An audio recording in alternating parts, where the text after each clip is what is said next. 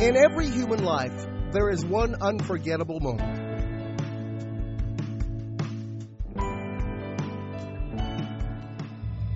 But then again, for the children of Smithville, Mississippi, make it two moments that will be remembered for as long as they live. Oh gosh, them kids are okay.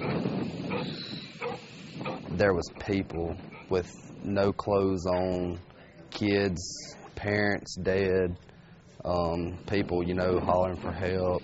I mean, it was awful. All the timber, everything just breaking and things falling, and you could hear them screaming, but then for a while you just couldn't hear nothing but the wood breaking. When I could feel the house shaking, I'd pushed her head against my chest, and I just wouldn't let go. And when it was over, I still wouldn't let go of her. At 3:45 on the afternoon of April 28th, it took only 10 seconds to bring unimaginable destruction, chaos, and death to a stunned community of 986 people. Oh, my God. Packing 205-mile-per-hour winds, a monstrous F5 tornado ripped a path of carnage through the soul of Smithville, destroying more than two-thirds of the town's homes and businesses and leaving 15 dead in its wake. Yet just as horrifying were the heart-stopping stories of those who managed to survive the tornado's fury through sheer luck, through indomitable courage, or through answered prayers. I was actually down the road right beside Highway 25 when it came through, so I just turned my truck off on the side of the road, and I seen it coming. I just closed my eyes, and within 10 seconds, it was gone. You ride by, and you see somebody's house. It's just flat ground. I mean, you hurt for them, and it's just changed me totally.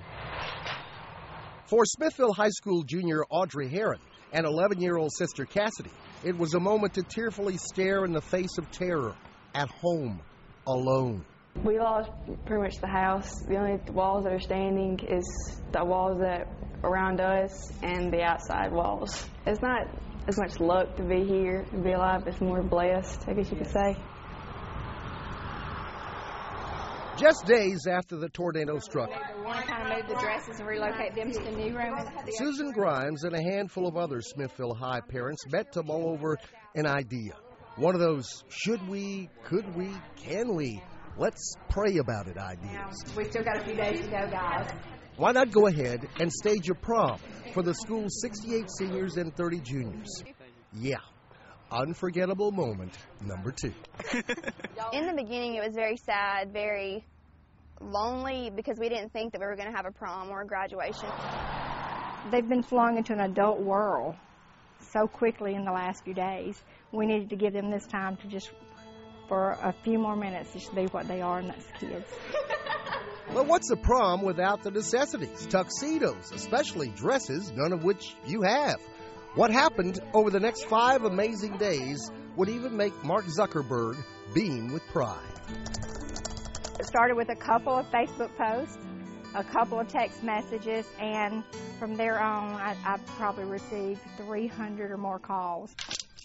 Jessica Russell, manager of Janie Rose Boutique in South Haven, was among the first to respond to the challenge.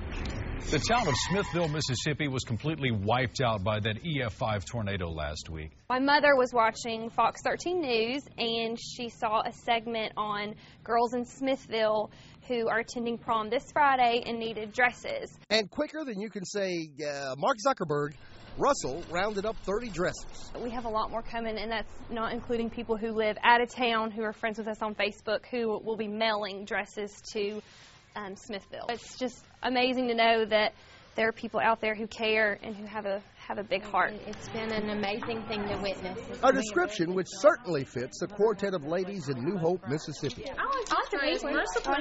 In just 2 days, their work brought in 1,000 dresses. Which one looks better? How? Yeah, you guessed it. Facebook. I put a post on Facebook. Remember, y'all had matching dresses. It was amazing and overwhelming, and just, yeah. But the Mid-South's outpouring for Smithville knew no borders or boundaries. With the prom moved to the neighboring Amory Community Center, offers for assistance and donations began to pour in. decorators, caterers, hair and makeup stylists, manicurists offered free services along with a prom band, the Spunk Monkeys. As far as the dresses, try 2,000.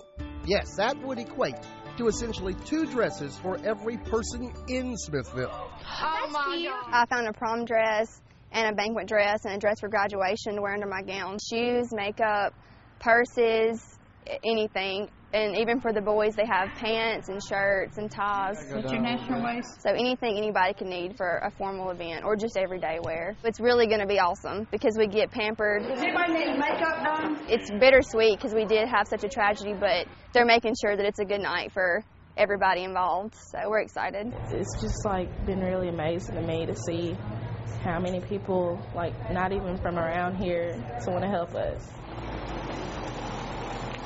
On May 7th, 9 days after being plummeted to the depths of despair, it was time for Smithville, if only for a moment, to dance, to smile, and to laugh again.